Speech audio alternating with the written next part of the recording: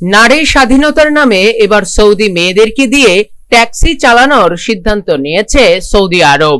মেয়েদেরকে ঘরের বাইরে চ্যালেঞ্জিং পরিবেশে নিয়ে আসার এমনই এক সিদ্ধান্ত নিয়েছে দেশটি। সম্প্রতি গণমাধ্যমে উঠে আসা একাধিক প্রতিবেদনে বিষয়টি বিশ্বব্যাপী ছড়িয়ে পড়ে। আর এতে সৌদি কর্তৃপক্ষের এমন সিদ্ধান্তের ব্যাপারে মিশ্র প্রতিক্রিয়া দেখা গেছে। তবে ইতিবাচক দিকটি হচ্ছে, আপাতত সৌদি মেয়েরা ভাড়ায় ট্যাক্সি চালালেও তাদের যাত্রী শুধু নারীরাই হতে পারবেন।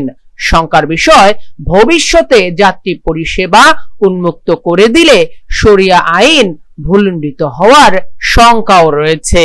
গণমাধ্যমের তথ্য বলছে, মধ্যপ্রাচ্যের রক্ষণশীল দেশ সৌদি আরবে নারীদের সামাজিক অংশগ্রহণ ও কর্মজীবনে অংশগ্রহণ বাড়াতে এ ধরনের পদক্ষেপ নিয়েছে দেশটি।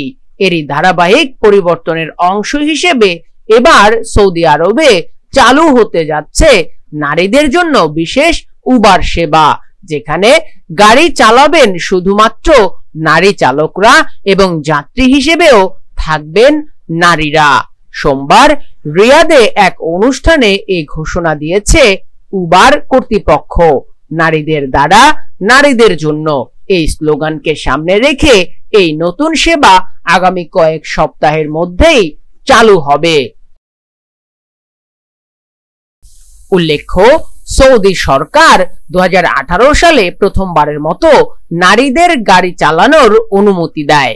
এরপর থেকেই নারীরা ধীরে ধীরে রাস্তায় গাড়ি চালাতে শুরু করেন। নতুন এই উবার সেবা সেই পরিবর্তনেরই একটি নতুন ধাপ।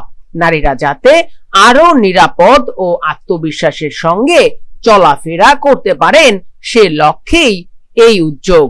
উবার কর্তৃপক্ষ জানিয়েছে, ধাপে ধাপে সৌদি আরবের বিভিন্ন বড় শহরে এই নারী চালিত উবার সেবা চালু করা হবে। এর ফলে একদিকে যেমন নারীদের নিরাপদ ভ্রমণের সুযোগ তৈরি হবে, তেমনি নতুন কর্মসংস্থানেরও দরজা খুলে যাবে দেশটির নারী সমাজের জন্য। এর আগে ইরাক ও ইরানেও এ ধরনের নারী চালিত উবার সেবা চালু হয়েছে এবং তা সাড়া ফেলেছে নারী যাত্রীদের মধ্যে।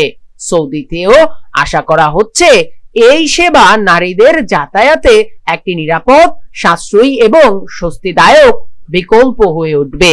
একই সঙ্গে সমাজে নারীদের অংশগ্রহণ বৃদ্ধিতে এটি গুরুত্বপূর্ণ ভূমিকা রাখবে।